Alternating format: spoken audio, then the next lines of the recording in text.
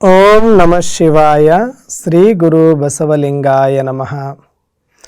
ಎಲ್ಲ ಬಸವಾದಿ ಶರಣರನ್ನು ಸ್ಮರಿಸಿಕೊಂಡು ಕಲ್ಯಾಣದ ಎಲ್ಲ ಶಿವಶರಣ ಶರಣೆಯರ ಅಂತರಾತ್ಮಕ್ಕೂ ಶರಣೆಂದು ಎಲ್ಲ ಕಲ್ಯಾಣದ ಶಿವಶರಣರ ಆರಾಧ್ಯ ದೈವ ಏಕದೇವ ನಿರಾಕಾರ ಶಿವನನ್ನು ಸ್ಮರಿಸಿಕೊಳ್ಳುತ್ತಾ ಪ್ರತಿದಿನದಂತೆ ವೀಕ್ಷಿಸುತ್ತಿರುವ ಬಸವ ಟಿವಿಯಲ್ಲಿ ಬರುವಂತಹ ಶಿವಾನುಭವ ಕಾರ್ಯಕ್ರಮದಲ್ಲಿ ಭಾಗವಹಿಸಿರುವ ನನ್ನೆಲ್ಲ ಶರಣು ತಂದೆ ತಾಯಿಗಳಿಗೆ ಶರಣು ಶರಣಾರ್ಥಿಗಳು.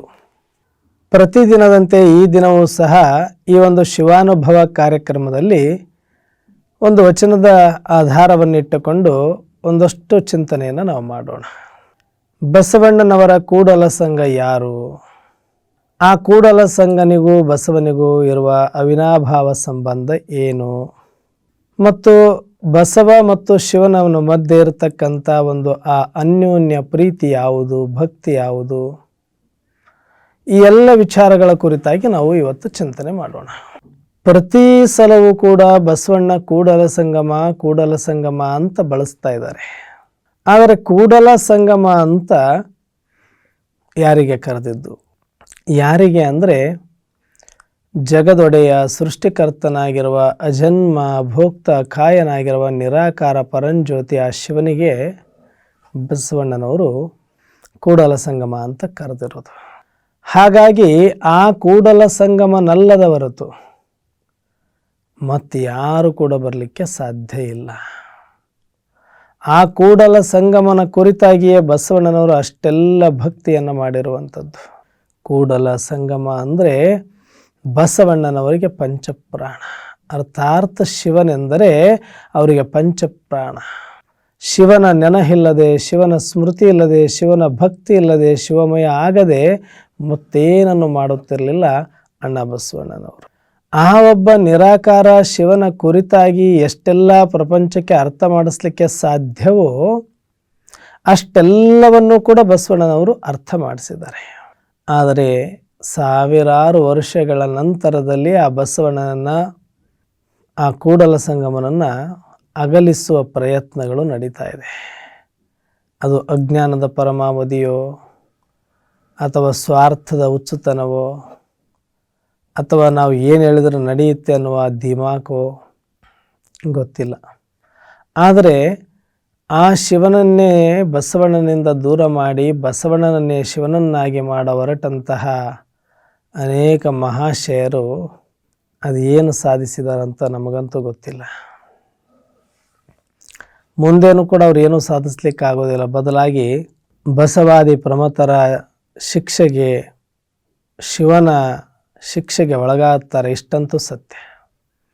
ಯಾಕೆ ಅಂತಂದರೆ ಯಾವ ಬಸವಾದಿ ಶರಣರ ಜೀವಾಳ ಆಗಿದ್ದನೋ ಶಿವ, ಯಾವ ಬಸವಾದಿ ಶರಣರ ಆರಾಧ್ಯ ದೈವನಾಗಿದ್ದನೋ ಆ ಶಿವ, ನಾವು ತಪ್ಪು ತಿಳಿದುಕೊಂಡಂಥ ಶಂಕರನನ್ನೇ ಶಿವ ಮಾಡಿ ಕೂರಿಸಿರುವಂಥ ಶಿವನನ್ನು ಪೂಜಿಸಿಲ್ಲ ನಿಜ, ಹೇಳಿಲ್ಲ ನಿಜ, ಆದರೆ ಆತನೇ ಶಿವ ಅಂತ ನಾವು ಎದುರುಕೊಂಡು ನಾವು ಶಿವನನ್ನು ಬಿಟ್ಟು ಬಸವಣ್ಣನವರನ್ನು ದೇವರು ಮಾಡಲಿಕ್ಕೆ ಹೊರಟಿದ್ದೀವಿ ಅಂದರೆ ಇಲ್ಲಿ ಒಂದು ಸ್ಪಷ್ಟವಾಗುತ್ತೆ, ನಮಗೆ ಶಿವ ಅಂದರೆ ಯಾರು ಅಂತ ಅರ್ಥ ಆಗಿಲ್ಲ.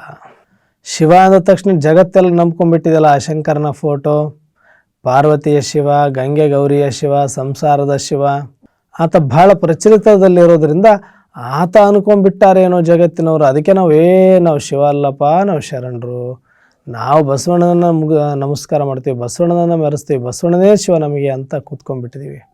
ಅದೇನೋ ಅಂತ ಕಾಡದೇವ ಬಂದು ಊರು ದೇವನ ಓಡಿಸ್ತಂತೆ. ಹಂಗಾಗತ್ತೆ ನಮ್ಮ ಕತೆ.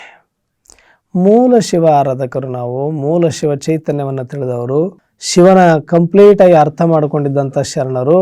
ಆತ ನಿರಾಕಾರ ಶಿವ, ಪರಂಜ್ಯೋತಿ ಶಿವ, ಪರಮಶಿವ, ಸರ್ವರ ಶಿವ, ಪರಂಜ್ಯೋತಿ ಶಿವ, ಅಜನ್ಮ ಶಿವ, ಅಖಾಯ ಶಿವ, ಅಭೋಕ್ತ ಶಿವ, ಯಾವುದೇ ಭವಬಂಧನಗಳಿಲ್ಲದ ಶಿವ, ಶರೀರಧಾರಿ ಅಲ್ಲದ ಶಿವ, ಸಂಸಾರವಿಲ್ಲದ ಶಿವ, ಅಂಥ ನಿರಾಕಾರ ಶಿವನನ್ನು ಅರ್ಥ ಮಾಡಿಸಿ ನಮಗೆ ಲಿಂಗ ರೂಪದಲ್ಲಿ ಕೊಟ್ಟು ಪೂಜಿಸಿ ಎಂದು ಹೇಳಿದರೆ, ನಾವಿವತ್ತು ಇನ್ನೂ ಆ ಶಿವನನ್ನೇ ಹಿಡ್ಕೊಂಡು ಶಂಕರನನ್ನೇ ಶಿವ ಅಂತ ಕೂತಿದ್ದಾರಲ್ಲ, ಅವರಿಗೆ ನಾವು ನಿಜವಾದ ಶಿವ ಯಾರು ಅಂತ ಅರ್ಥ ಮಾಡಿಸ್ಬೇಕಾಗಿತ್ತೆ. ಬಿಟ್ಟರೆ ನಾವು ಅಂಜಿಕೊಂಡು ಅಹೋರ ಪ್ರಭಾವಕ್ಕೆ ಅಂಜಿಕೊಂಡು ನಾವು ಶಿವನೇ ಬೇಡ, ನಮಗೆ ಶಿವನೇ ಇಲ್ಲ ಅಂತ ಹೋಗ್ಬಿಟ್ರೆ ಮತ್ತು ಶಿವನಿಗೆ ಸರಿಯಾದ ಪರಿಚಯವನ್ನು ಕೊಟ್ಟು ಶಿವನನ್ನು ಅರ್ಥ ಮಾಡಿಸುವವರು ಯಾರು? ಹಾಗಾದರೆ ನಮಗೆ ಶಿವ ಬೇಡವಾ?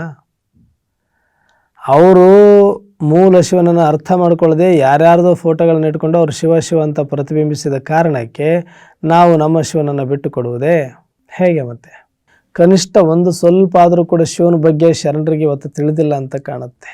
ಅರ್ಥ ಮಾಡ್ಕೊಳ್ಳಿ, ಶಿವ ಅಂದರೆ ಸರ್ವಧರ್ಮ ಮಾನ್ಯ. ಶಂಕರನ ಫೋಟೋ ಇಟ್ಕೊಂಡು ಶಂಕರನ ಮುಖವಾಡ ಇಟ್ಕೊಂಡು ಲಿಂಗಗಳಿಗೆ ಶಿವ ಶಿವ ಅಂತ ಹೇಳ್ತಾರಲ್ಲ, ಅದು ಸರ್ವಧರ್ಮ ಮಾನ್ಯ ಅಲ್ಲ. ಅದು ಅವರ ಅಜ್ಞಾನದ ಪೂಜೆ ಪುನಸ್ಕಾರಗಳಷ್ಟೇ. ಆತ ಶಿವನಿಗೆ ಮಾಡುವ ಭಕ್ತಿ ಅಲ್ಲ. ಅಲ್ಲಿ ಬ್ರಹ್ಮನೋ ವಿಷ್ಣುನೋ ಮಹೇಶನೋ ಇದ್ದಾನೆ, ಅವರನ್ನು ಶಿವ ಮಾಡಿಕೊಂಡು ಕೂತಿದ್ದಾರೆ. ನಮಗದಕ್ಕೆ ಸಮಸ್ಯೆ ಇಲ್ಲ. ಆದರೆ ನಾವು ಮೂಲದಲ್ಲಿ ನಿರಾಕಾರ ಶಿವ ಜ್ಯೋತಿಯನ್ನು, ಪರಂಜ್ಯೋತಿಯನ್ನು, ಪರಶಿವನನ್ನು ನಾವು ಯಾರಿಗೂ ಮಾರ್ಕೊಂಡಿಲ್ಲ, ಯಾವತ್ತೂ ಬಿಟ್ಟು ಕೊಡೋಕ್ಕೆ ಸಾಧ್ಯವೂ ಇಲ್ಲ. ನಮ್ಮ ಶಿವ ನಮ್ಮಲ್ಲೇ ಇದ್ದಾನೆ. ಸತ್ಯಶಿವನ ಆರಾಧಕರು ನಾವೇ ಆಗಿದ್ದೇವೆ. ಸರ್ವಧರ್ಮದವರು ಕೂಡ ಪರಂಜ್ಯೋತಿ ಅಂತ ಒಪ್ಪಿದ್ದಾರೆ. ಆ ಪರಂಜ್ಯೋತಿ ನಿರಾಕಾರ ಶಿವನೇ ನಮ್ಮ ಶಿವ ಆಗಿದ್ದಾನೆ. ಹಾಗಾಗಿ ನಾವು ಲಿಂಗವನ್ನು ಶಿವನ ರೂಪದಲ್ಲೇ ನೋಡುತ್ತೇವೆ. ನಮ್ಮ ಅಂಗೈಯಲ್ಲಿಯೇ ಆ ಶಿವ ಬಂದು ಕೂತಿದ್ದಾನೆ. ಇದನ್ನು ಅರ್ಥ ಮಾಡ್ಕೊಳ್ಬೇಕು ನಾವು. ಅವರು ಶಿವನನ್ನು ತಪ್ಪಾಗಿ ತಿಳ್ಕೊಂಡಿರೋ ಕಾರಣಕ್ಕೆ ನಾವು ಅವ್ರ ಶಿವನಿಗೆ ಬೆಂಬಲ ಕೊಟ್ಟಂಗಾಗತ್ತೆ ಅಂತ ಹೇಳ್ತೀವಿ ಅಂದರೆ, ಎಲ್ಲೋ ಒಂದು ಕಡೆ ನಾವು ಶಿವನನ್ನು ಸರಿಯಾಗಿ ಅರ್ಥ ಮಾಡಿಕೊಳ್ಳಲು ವಿಫಲ ಆಗಿದ್ದೀವಿ. ಹಾಗಾದರೆ ಮತ್ತೆ ನಾವು ಹೀಗೆ ಮುಂದುವರೆದ್ರೆ ನಾಳೆಯಿಂದ ದಿನ ನಮಗೆ ಈ ಶಿವನನ್ನು ಮರ್ಜು ಮಾಡಿ ಮರೆತು ಬಿಟ್ಟು ಬರೀ ಬಸವಣ್ಣನೇ ದೇವರು, ಶಿವನೇ ಬಸವ ಅಂತ ಹೋದ್ವಿ ಅಂದರೆ ಅಜನ್ಮ ಎಲ್ಲೋಯ್ತು, ಅಭೋಕ್ತ ಎಲ್ಲೋಯ್ತು, ಅಕಾಯ ಎಲ್ಲೋಯ್ತು. ಇದನ್ನು ಮುಂದಿನ ಜನ್ರೇಷನ್ ಒಪ್ತಾರೆ ಅಂತ ನೀವು ತಿಳ್ಕೊಂಡಿದ್ದೀರಾ. ಇಲ್ಲಿಗೆ ನೀವೇ ಶರಣ ಸಂತತಿಯನ್ನು ಕೊಲೆ ಮಾಡ್ದಂಗಿರುತ್ತೆ.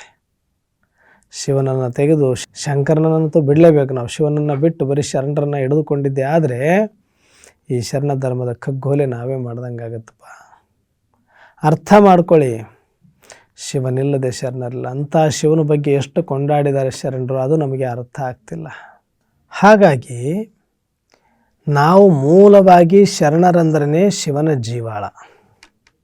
ಶರಣರ ಜೀವಾಳವೇ ಶಿವ. ಅಂಥ ಜೀವವನ್ನು ಬಿಟ್ಟು ನಾವು ಏನು ಮಾಡಿದರೂ ಕೂಡ ಹೊರಗಡೆ ಆಗುತ್ತದು. ನಾವು ನಿಜವಾದ ಶರಣರಾಗಲಿಕ್ಕೆ ಆಗೋದೇ ಇಲ್ಲ ಶಿವನನ್ನು ಬಿಟ್ಟು. ಸುಮ್ಮನೆ ನಾವೇನು ಶರಣರ ಒಕ್ಕೂಟ ವಚನ ಸಾಹಿತ್ಯ ಅಂತ ಹಿಡ್ಕೊಂಡು ಕೂತ್ಕೊಂಡ್ರೆ ಎಲ್ಲ ಶರಣರ ಉದ್ದೇಶ, ಎಲ್ಲ ವಚನ ಸಾಹಿತ್ಯದ ಉದ್ದೇಶ ಒಂದೇ. ಇವರು ಯಾರೆಲ್ಲ ಶಿವ ಅಂತ ತೋರಿಸ್ಕೊಂಡು ವಿಜೃಂಭಣೆಯಿಂದ ವೈಭವದಿಂದ ಏನೆಲ್ಲ ಮಾಡ್ತಾ ಇದ್ದಾರೋ ಅವರು ನಿಜವಾದ ಶಿವಭಕ್ತರಲ್ಲ. ಅವರು ಸುಮ್ಮನೆ ಹೆಸರು ಹೇಳ್ತಿದ್ದಾರೆ. ಅವ್ರಿಗೆ ನಿಜವಾದ ಶಿವನ ಪರಿಚಯವಿಲ್ಲ. ನಿಜವಾದ ಶಿವ ಅಂದರೆ ನಿರಾಕಾರ, ಅಜನ್ಮ, ಅಭೋಕ್ತ, ಅಕಾಯ, ಪರಂಜ್ಯೋತಿ ಸ್ವರೂಪ. ಆ ನಿರಾಕಾರ ಶಿವನನ್ನು ನಾವು ಹೊರಗಡೆ ತಂದು ಸತ್ಯ ಶಿವಾರಾಧಕರು ನಾವಾಗಿದ್ದೀವಿ. ಸತ್ಯ ಶಿವ ಪೂಜೆಗಳು ನಾವು ಮಾಡ್ತೀವಿ. ಸತ್ಯ ಶಿವಯೋಗಿಗಳು ನಾವಾಗಿದ್ದೀವಿ. ಸತ್ಯ ಶಿವ ಧ್ಯಾನವನ್ನು ನಾವು ಮಾಡ್ತೀವಿ. ಈಗ ನಾವೇ ಆ ಶಿವನನ್ನು ಬಿಟ್ಟು ಬರೀ ಶರಣ ವಚನ ಅಂತ ಹಿಡ್ಕೊಂಡು ಕೂತ್ಕೊಂಡ್ರೆ ನಮಗೆ ಯಾವುದೇ ಜೀವ ಇಲ್ಲ, ಪ್ರಾಣ ಇಲ್ಲದ ಒಂದು ಪಕ್ಷಿ ಥರ ಆಗೋಗ್ತೀವಿ. ಇದನ್ನು ಭಾಳ ಓದ್ಕೊಂಡಿರುವ ವಿದ್ವಾನರು ಸುಮ್ಮನೆ ಯಾವುದ್ಯಾವುದೋ ವಚನಗಳನ್ನು ಇಟ್ಟುಕೊಂಡು ತಮಗೆ ಬೇಕಾದಂಗೆ ಬಳಸ್ಕೊಂಡು ಶರಣ ಸಾಹಿತ್ಯವನ್ನು, ವಚನ ಸಾಹಿತ್ಯವನ್ನು ಹಾಳು ಮಾಡ್ತಾ ಇದ್ದಾರೆ, ಕಗ್ಗೊಲೆ ಮಾಡ್ತಾ ಇದ್ದಾರೆ, ಇಲ್ಲಿಗೆ ಸಮಾಧಿ ಕಟ್ತಾ ಇದ್ದಾರೆ. ಹಾಗಾಗಿ ಸ್ವಲ್ಪ ವಿವೇಚನೆ ಮಾಡಿ ಶರಣರೇ. ಇದು ಮತ್ತೆ ನಮಗೆ ಸಿಗುವ ಅವಕಾಶವಿಲ್ಲ. ಈ ಜನ್ಮದಲ್ಲಿ ನಮಗೆ ಅವಕಾಶ ಸಿಕ್ಕಿದೆ ಶರಣರಿಗೆ ಕೈ ಜೋಡಿಸಿ ಸತ್ಯ ಶರಣರನ್ನು ಪ್ರತ್ಯಕ್ಷ ಮಾಡಲಿಕ್ಕೆ. ಆದರೆ ಅದು ಯಾವಾಗ ಸಾಧ್ಯ ಅಂದರೆ ನಾವು ಲಿಂಗವನ್ನು ಶಿವ ಅಂತ ತಿಳಿದು ಪೂಜಿಸಿ ಆರಾಧಿಸಿ ಆತನಿಗೆ ನಮ್ಮ ಒಡಲನ್ನು ಒಪ್ಪಿಸಿ ನಾವು ಶಿವಮಯವಾಗಿ ಶಿವ ಅಂತ ಸಾಗಿದಾಗ ನಾವು ಮಾಡ್ತಾ ಇರುವಂಥ ದಾರಿ ಗಟ್ಟಿಯಾಗತ್ತೆ. ಅಲ್ಲಿ ಶಿವನ ಶಕ್ತಿ ಇರುತ್ತೆ. ನಿಮಗೆ ತಿಳಿದಂಗೆ ನೀವು ಶಿವ ಬೇಡ ಹೆಂಗೋ ಒಂದು ಶರಣರನ್ನ ಶಿವ ಮಾಡಿ ಮೆರೆಸಿಬಿಡೋಣ ಅಂದರೆ ಅದು ಶರಣರು ಒಪ್ಪುವುದಿಲ್ಲ. ಶಿವನಂತೂ ಮೊದಲೇ ಒಪ್ಪುವುದಿಲ್ಲ. ಶಿವ ಬಿಡಿ ನೀವೇನು ಮಾಡಿದ್ರು ನಡೀತದೆ, ಆದರೆ ಶರಣರು ಒಪ್ಪಲ್ವಲ್ಲ. ಶರಣ ದ್ರೋಹಿಗಳಾಗ್ತೀವಿ, ಶರಣ ವಿರೋಧಿ ಪಟ್ಟ ಕಟ್ತೀವಿ, ನಾವು ಕಟ್ಕೊಳ್ಬೇಕಾಗತ್ತೆ. ಅದಕ್ಕೆ ಶರಣರಲ್ಲಿ ಯಾವುದೇ ಭಿನ್ನಾಭಿಪ್ರಾಯ ಇರಬಾರದು. ಯಾವುದರಲ್ಲಿ ಶಿವಯೋಗದಲ್ಲಿ, ಶಿವಪೂಜೆಯಲ್ಲಿ, ಶಿವಸ್ಮರಣೆಯಲ್ಲಿ ಶರಣರಾದ ನಮ್ಮಲ್ಲಿ ಯಾವುದೇ ಭಿನ್ನ ಭೇದಗಳು ಇರಬಾರದು. ನಾವು ನಿರಾಕಾರ ಶಿವನನ್ನು, ಮೂಲ ಶಿವನನ್ನು ಹಿಡ್ಕೊಂಡಿದ್ದೀವಿ. ಅವರು ನಮ್ಮ ಶಿವನ ಹೆಸರು ಬಳಸ್ಕೊಂಡು ತಮಗೆ ಬೇಕಾದಂಗೆ ತಾವು ಬಾರಿಸ್ತಾ ಇದ್ದಾರೆ ಗಂಟೆ. ಅವ್ರದ್ದು ಜೋರಾಗಿದೆ ಗಂಟೆ ಅಂತ ನಾವು ಸೈಲೆಂಟಾಗಿ ಹಿಂದೆ ಸರಿದು ಬಿಟ್ಟರೆ ನಾವು ಮಾಡೋದು ದ್ರೋಹ ಆಗತ್ತೆ. ಸುಳ್ಳು ಶಿವನನ್ನು ಹಿಡ್ಕೊಂಡೆ ಅಷ್ಟು ಜೋರಾಗಿ ಜಾಗಟೆ ಬಾರಿಸ್ತಾರೆ ಅಂದಮೇಲೆ ನಾವು ಸತ್ಯ ಶಿವನನ್ನು ಹಿಡ್ಕೊಂಡಿರೋರು ಇನ್ನೆಷ್ಟು ಜೋರಾಗಿ ಮಾತಾಡಬೇಡ. ಇಡೀ ಜಗತ್ತು ತಿರುಗಿ ನೋಡುವಂತೆ ನಾವು ಅವರಿಗೆ ನಮ್ಮ ಶಿವನನ್ನು ಪರಿಚಯ ಮಾಡಿಸ್ಲಿಕ್ಕೆ ಅವಕಾಶ ಇದೆ. ಇದನ್ನು ಮಾಡೋಕ್ಕೆ ನಮ್ಮಲ್ಲಿ ಎಲ್ಲರೂ ಏಕರಾಗಬೇಕು, ಒಂದಾಗಬೇಕು, ಒಗ್ಗಟ್ಟಾಗಬೇಕು, ತಿಳುವಳಿಕೆ ಉಳ್ಳವರಾಗಬೇಕು, ಈ ಸತ್ಯ ಒಪ್ಕೊಳ್ಬೇಕು. ಇದನ್ನು ಬಿಟ್ಟು ಅನ್ಯತಾ ಏನೇ ಮಾಡ್ತೀನಿ ಅಂದ್ರೆ ಅದು ಭಾಳ ದಿನ ನಡೆಯೋದಿಲ್ಲ. ನಮ್ಮ ಕಾಲ ಮೇಲೆ ನಾವೇ ಕಲ್ಲಾಕ್ಕೊಂಡು ಶರಣರ ಕಗ್ಗೊಲೆಯನ್ನು ಮಾಡ್ದಂಗೆ ಆಗುತ್ತೆ. ಹಾಗಾಗಿ ನಾವು ಸ್ವಲ್ಪ ಈ ವಿಚಾರದಲ್ಲಿ ಎಡುವುದೇ ಬಹಳ ಸೂಕ್ಷ್ಮವಾಗಿರುವಂಥ ಇಂಥ ಗಹನ ವಿಚಾರಗಳನ್ನು ಯಾರು ನಾವು ದೊಡ್ಡವರು ಅನಿಸ್ಕೊಂಡಿವಿ ಕೂತ್ಕೊಂಡು ಭಾಳ ಸೂಕ್ಷ್ಮವಾಗಿ ಇದರ ಬಗ್ಗೆ ಮಾತಾಡಿ ಮುಂದಿನ ಪೀಳಿಗೆಗೆ ತಿಳಿಸುವ ಪ್ರಯತ್ನವನ್ನು ಮಾಡಿ. ಇಲ್ಲಾಂದರೆ ನೀವೇ ಮುಂದಾಳತ್ವ ವಹಿಸ್ಕೊಂಡು ದಾರಿ ತಪ್ಪಿಸ್ದಂಗೆ ಆಗತ್ತೆ. ಅದಕ್ಕೆ ಒಂದು ವಚನ ಇದೆ ಕೂಡಲ ಸಂಗಮ ಶರಣರ, ಬಸವಣ್ಣನವರು ಕೂಡಲ ಸಂಗಮನ ಬಗ್ಗೆ ಹೇಳಿರುವಂಥ ಒಂದು ವಚನ. ಆ ವಚನವನ್ನು ನಾವು ಸಂಕ್ಷಿಪ್ತವಾಗಿ ನೋಡೋಣ. ಅವ್ರು ಹೇಳ್ತಾರೆ, ಅಂದು ಇಂದು ಮತ್ತೊಂದು ಎನಬೇಡ, ಅಂದು ಇಂದು ಮತ್ತೊಂದು ಎನಬೇಡ, ಧಾರ್ಬಂಡ ದೃಢ ಶಿವಂ ದಿನವಿಂದೆ ಶಿವಂ ಶರಣವೆಂಬುವಂಗೆ. ಧಾರ್ಬಂಡ ದೃಢ ಶಿವಂ ದಿನವಿಂದೇ ಶಿವಶರಣೆಂಬುವಂಗೆ, ದಿನವಿಂದೇ ಹರಶರಣವೆಂಬಂಗೆ, ದಿನವಿಂದೇ ನಮ್ಮ ಕೂಡಲ ಸಂಗನ ಮಾಡದೆ ನೆನವೆಂಗೆ. ಶಿವನನ್ನು ಸ್ಮರಣೆ ಮಾಡಲಿಕ್ಕೆ, ಶಿವಶರಣು ಅಂತ ಹೇಳಲಿಕ್ಕೆ, ಹರಶರಣ ಅಂತ ಹೇಳಲಿಕ್ಕೆ ದಿನವಿಂದೆ. ಇದು ನಾಳೆ ನಾಡಿದ್ದು ಅಂತ ಕಾಯಬೇಡಪ್ಪ, ಒಳ್ಳೆಯ ದಿನ ಇದು. ಎಷ್ಟು ಸಾಧ್ಯ ಆಗುತ್ತಷ್ಟು ನಮ್ಮ ಕೂಡಲ ಸಂಗನನ್ನು ಮಾಡದೇನೆ. ಯಾರ ಬಗ್ಗೆ ಹೇಳ್ತಾರೆ? ಕೂಡಲ ಸಂಗಮ ಅಂದ್ರೆ ಶಿವ ಅಂತ ಎಷ್ಟು ಸ್ಪಷ್ಟವಾಗಿ ಅವ್ರು ಹೇಳ್ತಿದ್ದಾರೆ.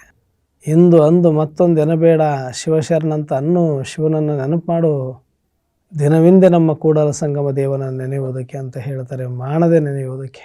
ಮರಿಲಾರದಂಗೆ ಶಿವನನ್ನು ಸ್ಮರಣೆ ಮಾಡಲಿಕ್ಕೆ ಅವತ್ತು ಇವತ್ತು ಅನ್ಬೇಡಪ್ಪ, ಇವತ್ತೇ ಒಳ್ಳೆಯ ಸಮಯ ಇದೆ, ಮಾಡಿಬಿಡು ನೀನು ಅಂತ ಹೇಳ್ತಾರೆ. ಅಂದರೆ ಅವರಿಗೆ ಸ್ಪಷ್ಟವಾಗಿ ಗೊತ್ತಿದೆ ಶಿವ ಬೇರೆ ಇದ್ದಾನೆ, ಶಿವನೇ ನಮ್ಮ ಒಡೆಯ ಇದ್ದಾನೆ, ನಮ್ಮೆಲ್ಲರ ದಾರಿದೀಪ, ನಮ್ಮೆಲ್ಲರ ಅಸ್ತಿತ್ವ, ನಮ್ಮೆಲ್ಲರ ಅಸ್ಮಿತೆ, ನಮ್ಮೆಲ್ಲರ ಒಡೆಯ, ನಮ್ಮೆಲ್ಲರ ಮಾಲೀಕ, ಆತನಿಗಾಗಿ ನಾವು ಪ್ರಾಣ ಕೊಡಲಿಕ್ಕೆ ಸಿದ್ಧರಾಗಿದ್ದೇವೆ ಅನ್ನೋ ಮಾತನ್ನು ಎಲ್ಲ ಶಿವಶರಣರು ಅರ್ಥ ಮಾಡಿಕೊಂಡಿದ್ರು.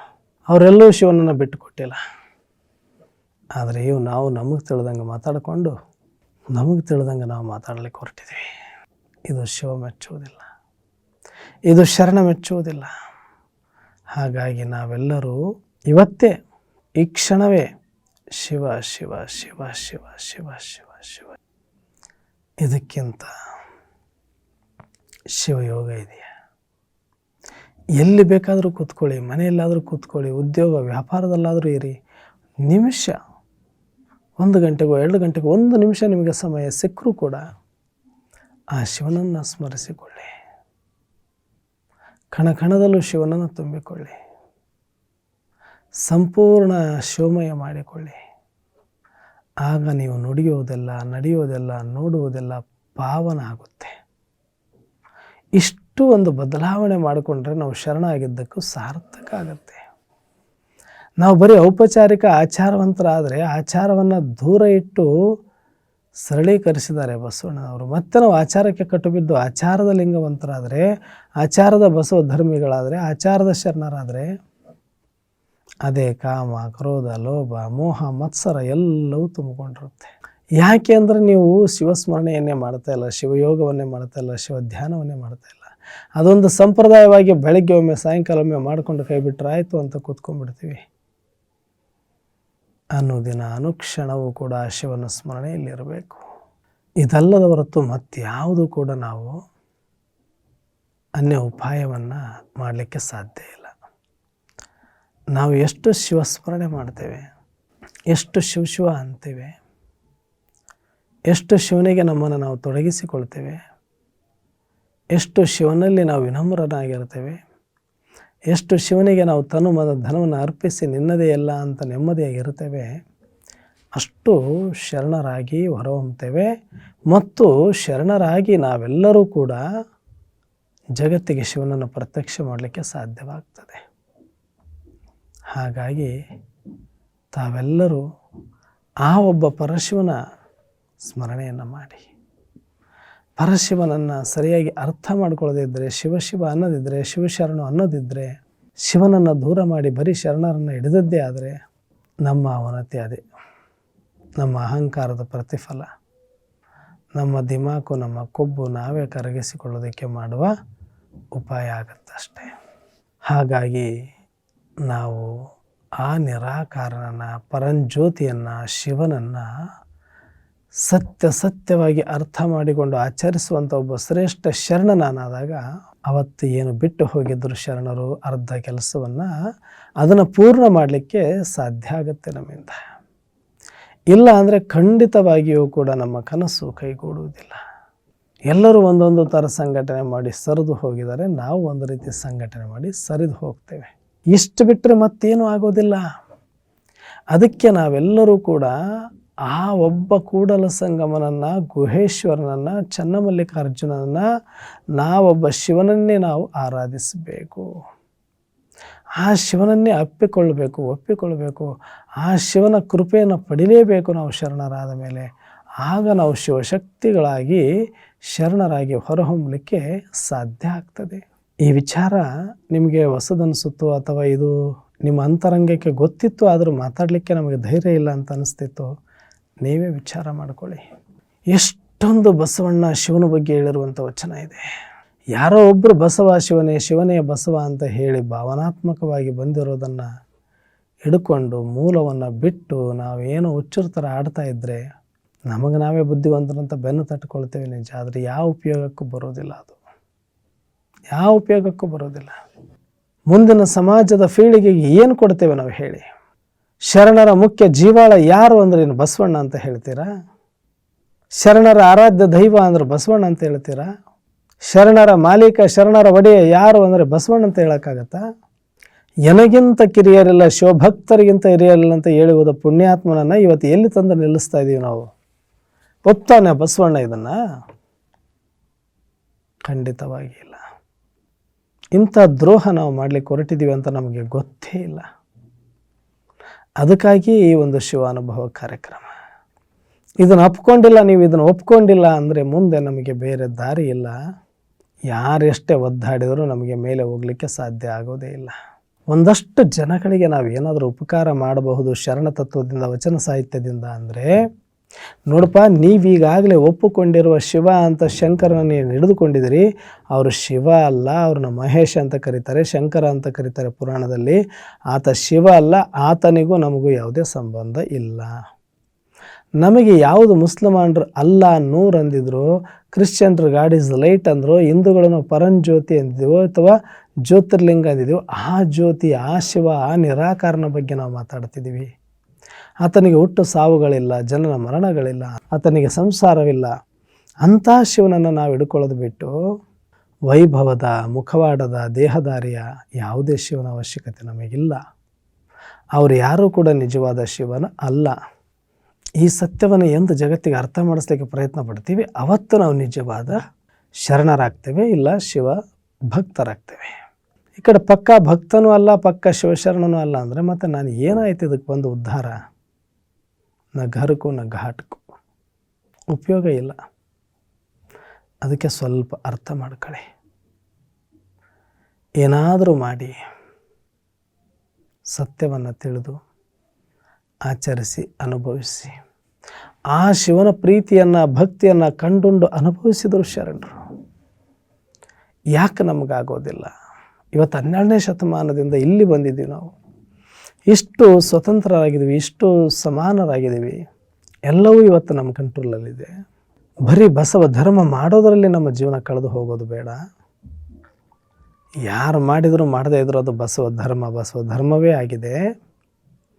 ಬಸವ ಧರ್ಮ ಆಗೋದು ಯಾರೋ ಒಬ್ಬರು ಒಪ್ಪಿಕೊಂಡು ಒಂದು ಸ್ಟೇಟ್ಮೆಂಟ್ ಕೊಡೋದರಲ್ಲಿ ಇಲ್ಲ. ಬದಲಾಗಿ ನಾವು ಅದನ್ನು ಅಳವಡಿಸಿಕೊಂಡು ಶಿವನನ್ನು ಜಗತ್ತಿಗೆ ಪ್ರತ್ಯಕ್ಷ ಮಾಡೋದರಲ್ಲಿ ಇದೆ ಅಂತ ನಮಗೆ ಹೇಳೋರು ಬೇಕಾಗಿದೆ. ಇವತ್ತಾಗುತ್ತೋ ನಾಳೆ ಆಗುತ್ತೋ, ಆದರೂ ಒಂದು ಆಗಿಲ್ಲ ಅಂದರೆ ಇನ್ನೊಂದು ಏನಾಗಬೇಕು ನಮಗೆ ಬಸವಣ್ಣ ಬೇಕು, ಶಿವ ಬೇಕು, ಸಾಕು. ಮಾಡ್ತಾ ಹೋಗೋಣ. ಬರೋರು ಜನಸಂಖ್ಯೆ ಬರ್ತಾರೆ, ಮುಂದೊಂದಿನ ಇದು ಅರ್ಥ ಆಗಿ ತಾವೇ ಮಾಡ್ತಾರೆ. ಆದರೆ ನಾವು ಮಾಡೋ ಕೆಲಸವನ್ನು ಬಿಟ್ಟು ನಮ್ಮನ್ನು ಡೈವರ್ಟ್ ಮಾಡಿ ಎಲ್ಲೆಲ್ಲೋ ತಿರುಗಾಡಕಚ್ಚಿ ಮೂಲ ಅಸ್ತಿತ್ವದಿಂದನೇ ನಮ್ಮನ್ನು ದೂರ ಕಳಿಸಿ ನಮ್ಮ ಮಧ್ಯೆ ಜಗಳ ಹಚ್ಚಿ ಮಜಾ ತಗೊಳ್ತಾ ಇದ್ದಾರಲ್ಲ, ಅದಕ್ಕೆ ನಾವು ಬಲಿಪಶುಗಳಾಗಬೇಕಾ? ಸುಮ್ಮನೆ ಮಾಡ್ತಾ ಹೋಗೋದು, ಶಿವಯೋಗ ಮಾಡ್ತಾ ಹೋಗೋದು, ಶರಣ ಧರ್ಮ ಪಾಲಿಸ್ತಾ ಹೋಗೋದು, ಸತ್ಯ ಚಿಂತನೆಯಲ್ಲಿ ಇರೋದು, ಸದ್ಭಾವನೆಯಲ್ಲಿ ಬರೋದು, ಸಚ್ಚಾರಿತ್ರ್ಯವಂತರಾಗೋದು, ಸದಾಭ್ಯಾಸಿಗಳಾಗೋದು, ಇದು ನಮ್ಮ ಕರ್ತವ್ಯ. ಇದು ಬಸವ ಧರ್ಮ ಅಂದರೆ. ಆ ಬಸವ ಧರ್ಮ ಅಂತ ಅವತ್ತೇಳಿರೋ ವಚನ ಇಟ್ಕೊಂಡು ಹೋಗೋದಲ್ಲ. ಬಸವಣ್ಣನ ಧರ್ಮದಿಂದ ನಾವೆಲ್ಲರೂ ಪರಿವರ್ತನೆವಾಗಿ ಇಂಥ ಜೀವನವನ್ನು ಕಟ್ಟಿಕೊಂಡಿದ್ದೀವಿ ಅಂತ ಪ್ರತ್ಯಕ್ಷ ಸಾಕ್ಷಿಯನ್ನು ಕೊಟ್ಟಾಗ ಎಲ್ಲರೂ ಅದನ್ನು ಪರಿಗಣಿಸಲೇಬೇಕು. ಆದರೆ ನಾವು ಪ್ರಾಕ್ಟಿಕಲ್ ಮಾಡಲಿಕ್ಕೆ ತಯಾರಿಲ್ಲ. ಪ್ರಾಕ್ಟಿಕಲ್ ಇದ್ದವರಿಗೆ ಧ್ವನಿ ಇಲ್ಲ. ಯಾರು ಅರ್ಧಂಬರ್ಧ ತಿಳ್ಕೊಂಡು ಅರ್ಧಂಬರ್ಧ ಬರೀ ಮಾತಾಡೋಕ್ಕೆ ಮಾತ್ರ ಸೀಮಿತ ಆಗಿದ್ದಾರೋ ಅಂಥರ ಕೈಗೆ ಬಸವ ಧರ್ಮ ಸಿಕ್ಕಾಗಿದೆ. ಅವರಲ್ಲಿ ಕೋಪ, ಆವೇಶ, ದ್ವೇಷಗಳು ನೋಡಿದರೆ ಸಾಮಾನ್ಯರು ಬೇಕು, ಅವರು ಬೇಡ ಅನ್ನಿಸುತ್ತೆ. ಅಂಥವರಿಂದ ಬಸವ ಧರ್ಮಕ್ಕೆ ಉಳಿಗಾಲ ಇದೆಯಾ? ಅಂಥವರು ಬಸವ ಧರ್ಮವನ್ನು ಕಟ್ತಾರ? ನಿಮಗೆ ಅನ್ನಿಸ್ತಾ ಇದೆಯಾ? ಬರೀ ವಾಚಾಳಿಗಳಾದರೆ ಉಪಯೋಗ ಇಲ್ಲ. ಬರೀ ಸಾಮಾಜಿಕ ದೃಷ್ಟಿಕೋನದಲ್ಲಿ ನೋಡಿದರೆ ಉಪಯೋಗ ಇಲ್ಲ. ಸಾಮಾಜಿಕ ಸಂಘಟನೆಗಳು ಬೇಕಾದಷ್ಟಿದೆ, ಅದರೊಳಗೆ ಇದೊಂದು ಆಗೋಗುತ್ತಷ್ಟೆ. ಆದರೆ ಧರ್ಮ ಅಂದರೆ ಆಧ್ಯಾತ್ಮಿಕದ ವೈಭವೀಕರಣ ಇರಬೇಕು, ಆಧ್ಯಾತ್ಮಿಕದ ಸಾಧನೆ ಇರಬೇಕು, ಆಧ್ಯಾತ್ಮಿಕ ಅನುಭವ ಇರಬೇಕು, ಆಧ್ಯಾತ್ಮಿಕ ಒಂದಷ್ಟು ಸಚ್ಚಾರಿತ್ರ್ಯವಂತರಾಗಿರಬೇಕಾಗತ್ತೆ. ನಮ್ಮನ್ನು ನೋಡಿದರೆ ಅನ್ನಿಸ್ಬೇಕು, ಓ ಬಸವ ಧರ್ಮದಿಂದ ಎಷ್ಟು ಪರಿವರ್ತನೆ ಆಗಿದ್ದಾರೆ ಇವರಂತ. ನಾವು ಸಾಮಾಜಿಕ ಹೋರಾಟಗಾರರಂತೆ ಸುಮ್ಮನೆ ಏನು ಬಾಯಿಗೆ ಬಂದಂಗೆ ಬೈದಾಡಿಕೊಂಡು ತೋಳಿ ಏರಿಸ್ಕೊಂಡು ಅವ್ರಿಗೆ ಇವ್ರು ಹೊಡಿ ಇವ್ರಿಗೆ ಅವ್ರು ಹೊಡಿ ಅಂತ ನಿಂತ್ಕೊಂಡು ಬಸವ ಧರ್ಮ ಕೊಡಿ ಅಂದರೆ ಅವ್ರು ಎಲ್ಲಿಂದ ಕೊಡಬೇಕು? ಆಗತ್ತಾ ಇದು? ಆದರೂ ಆಗಿಲ್ಲ ಅಂದ್ರೆ ನಷ್ಟ ನಮಗೇನಿದೆ? ಫಸ್ಟ್ ನಾವು ಸರಿ ಹೋಗ್ಬೇಕಲ್ಲ, ನಮ್ಮ ಮಕ್ಕಳು ಸರಿ ಹೋಗಬೇಕು, ನಮ್ಮ ಸಮಾಜ ಸರಿ ಹೋಗಬೇಕು. ಅದಕ್ಕೆ ನಾವೇನು ಮಾಡ್ತಾ ಇದ್ದೀವಿ? ಪ್ರಾಕ್ಟಿಕಲ್ಲೇ ಇಲ್ಲ. ಎಷ್ಟು ಸಭೆ ಸಮಾರಂಭಗಳು ಮಾಡೋದು ಸುಮ್ಮನೆ ಹೆಸರು ಕೀರ್ತಿಗೋಸ್ಕರ ಅನ್ನಿಸ್ತಾ ಇದೆ. ಎಲ್ಲೂ ಕೂಡ ಪ್ರಾಕ್ಟಿಕಲ್ ಇಲ್ಲ, ಎಲ್ಲೂ ಕೂಡ ಒಳ್ಳೆಯ ಮಾತುಗಳಿಲ್ಲ. ಬರೀ ಜಗಳದ ಮಾತುಗಳು, ಬರೀ ಇನ್ನೊಬ್ಬರನ್ನ ದೂಷಿಸುವ ಮಾತುಗಳು. ಇದರಿಂದ ಉಪಯೋಗ ಏನಿದೆ? ಹಾಗಾಗಿ ಆ ಬಸವಣ್ಣ ನಮಗೇನು ಹೇಳಿ ಹೋಗಿದ್ದಾನೋ ಆ ಶಿವನನ್ನು ಹಿಡ್ಕೊಳ್ಳೋಣ, ಶಿವನನ್ನು ಭಕ್ತಿ ಮಾಡೋಣ, ಶಿವನನ್ನು ತಿಳಿಯೋಣ, ಶಿವನಿಂದ ನಮ್ಮ ಬದುಕನ್ನು ಬೆಳಗಿಸಿಕೊಳ್ಳೋಣ, ಶಿವಮಯವನ್ನೇ ಮಾಡಿಕೊಳ್ಳೋಣ. ಶಿವ ಎಲ್ಲಿದ್ದಾನೋ ಅಲ್ಲಿ ಬಸವಣ್ಣ ಇದ್ದಾನಪ್ಪ. ಶಿವ ಎಲ್ಲಿದ್ದಾನೋ ಅಲ್ಲಿ ಅಲ್ಲಮ ಪ್ರಭುಗಳಿದ್ದಾರೆ. ಶಿವ ಎಲ್ಲಿದ್ದಾನೆ ಅಲ್ಲಿ ಅಕ್ಕ ಮಹಾದೇವಿ ಇದ್ದಾಳೆ. ಶಿವ ಎಲ್ಲಿದ್ದಾನೋ ಅಲ್ಲಿ ಸಿದ್ಧರಾಮ ಇದ್ದಾನೆ. ಎಲ್ಲ ಶರಣರು ಶಿವನಿಂದ ಕೂಡಿದರೆ ಹೊರತಾಗಿ ಬರೀ ಬಸವಣ್ಣನಿಂದ ಅಲ್ಲ. ಬಸವಣ್ಣನಿಗಾಗಿ ಎಲ್ಲರೂ ಬಂದರು ಅಂತ ಇಲ್ಲ, ಬಸವಣ್ಣನಲ್ಲಿರುವ ಆ ಶಿವನನ್ನು ನೋಡಿ, ಶಿವಮಯ ಆಗಿರುವುದನ್ನು ನೋಡಿ ಬಂದರವರು. ಈ ಸತ್ಯವನ್ನು ಮುಚ್ಚಿಡ್ತಿದ್ದೀವೋ ಅಥವಾ ನಮಗೆ ಅರ್ಥನೇ ಆಗಿಲ್ವೋ ಯಾಕೆ ನನಗಂತೂ ಗೊತ್ತಿಲ್ಲ. ಆದರೆ ಹೊಗಳೋದ್ರಲ್ಲಿ ನಾವು ಏನು ಕಡಿಮೆ ಇಲ್ಲ. ಬರೀ ಬಸವಣ್ಣನನ್ನು ಹೊಗಳುಕೊಂಡು ಏನು ಸಾಧಿಸಿದ್ದೀವಿ ಹೇಳಿ? ಎಲ್ಲರಿಗೂ ಹೇಳೋದು ಸ್ಥೂಲ ಬೇಡ, ದೇಹದಾರಿಗಳು ಬೇಡ ಅಂತ ನಾವು ಅದನ್ನೇ ಮಾಡಿಕೊಂಡ್ರೆ ಜಗತ್ತು ಮೆಚ್ಚುತ್ತಾ ಹೇಳಿ? ಹೋಗಲಿ, ನಿಮ್ಮ ಅಂತರಾತ್ಮ ಮೆಚ್ಚುತ್ತಾ ಇದೆಯಾ? ಸಾಧ್ಯನೇ ಇಲ್ಲ ಮೆಚ್ಚಲಿಕ್ಕೆ. ಇಲ್ಲ, ನಮಗೆ ತಿಳಿದಂಗೆ ನಾವು ಮಾಡ್ಕೊತೀರಿ, ನಮಗೆ ಬೇಕಾದಂಗೆ ನಾವು ಮಾಡ್ಕೊತೀವಿ, ನಿಮಗೆ ಬೇಕಾದಂಗೆ ನೀವು ಮಾಡ್ಕೊಳ್ರಿ ಅಂದರೆ ಇದು ಒಗ್ಗಟ್ಟಾಗಿರಲಿಕ್ಕೆ ಸಾಧ್ಯನಾ? ಒಗ್ಗಟ್ಟು ಇಲ್ಲದೆ ಏನೂ ಪಡಿಲಿಕ್ಕಾಗಲ್ಲ. ಬಸವ ಧರ್ಮಗಳು ಚದುರಿ 16 ಪ್ರಕಾರಗಳಾಗ್ಬಿಟ್ರೆ ಆಮೇಲೆ ಧರ್ಮ ಕೇಳೋಕ್ಕಾಗತ್ತಾ? ಎಲ್ಲರೂ ಒಂದರಲ್ಲೇ ಬಂದಿಯಾಗ್ಬೋದು ಶಿವನಿಂದ ಮಾತ್ರ. ಬಸವಣ್ಣನಿಂದ ಶಿವನಿಂದ ಕೂಡಬಹುದು ನಾವೆಲ್ಲ. ಆದರೆ ಶಿವನನ್ನೇ ತೆಗೆದುಹಾಕಿದರೆ ಅಲ್ಲಿ ಯಾರೂ ಕೂಡ ಬರಲಿಕ್ಕೆ ಸಾಧ್ಯ ಆಗೋದಿಲ್ಲ. ಶಿವ ಸಹಿತ ಬಸವಣ್ಣನನ್ನು ನೋಡಿ ಅವಾಗ ಎಲ್ಲರೂ ಬರ್ತಾರೆ. ಶಿವನಿಂದ ಬಸವಣ್ಣ, ಬಸವಣ್ಣನಿಂದ ಶಿವನಲ್ಲ. ಶಿವನಾಗಿದ್ದಾನೆ. ಆ ಶಿವನಿಂದ ಬಸವಣ್ಣ ಆಗಿ ಬಸವಣ್ಣ ಶಿವನನ್ನು ಪ್ರತ್ಯಕ್ಷ ಮಾಡಲಿಕ್ಕೆ ಈ ಶರಣ ಧರ್ಮವನ್ನು ಕಟ್ಟಿದರು. ಆ ಶಿವಕೃಪೆಯನ್ನು ಎಲ್ಲರೂ ಪಡೆದರು. ಆ ಶಿವನ ಅನುಭೂತಿ ಶಿವಯೋಗದಲ್ಲಿ ಎಲ್ಲರೂ ಅನುಭವ ಮಾಡಿದರು. ಇದರಿಂದ ಎಲ್ಲರಿಗೂ ಲಾಭ ಇದೆಯೇ ಹೊರತಾಗಿ ಮತ್ಯಾವುದೂ ಇಲ್ಲ.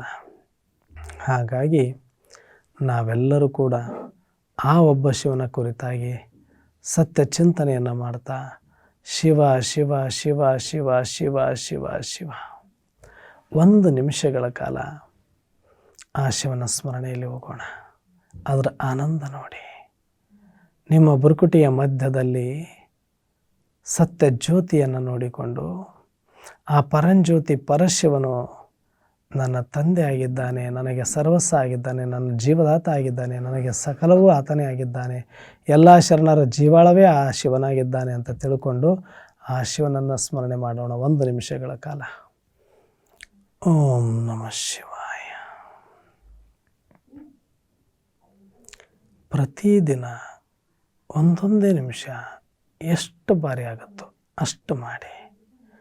ನಿಮ್ಮ ಮನೆ ಶಿವಲೋಕವಾಗುತ್ತೆ, ನಿಮ್ಮ ಮನಸ್ಸು ಶಿವಮಯವಾಗುತ್ತೆ.